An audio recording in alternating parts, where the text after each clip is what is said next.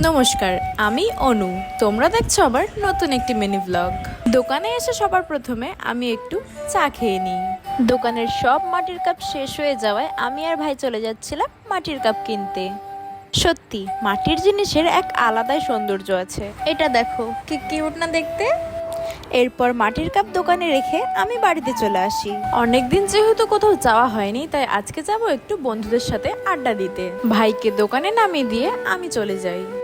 এরপর আমি, আমার এক বান্ধবী এবং আমার এক বন্ধু চলে যাই ডাবগ্রাম মাঠে। ডাবগ্রাম মাঠে কিছুক্ষণ বসে থাকার পর চলে যাই একটি ক্যাফেতে। এটা কিন্তু এমনিই খাইয়ে দিচ্ছিল, তোমরা আবার অন্য কিছু ভেবো না।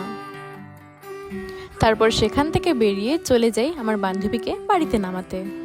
সো আমি এখন বাড়ি চলে যাই। দেখা হচ্ছে তোমাদের সাথে পরের ভিডিওতে। Tata, by.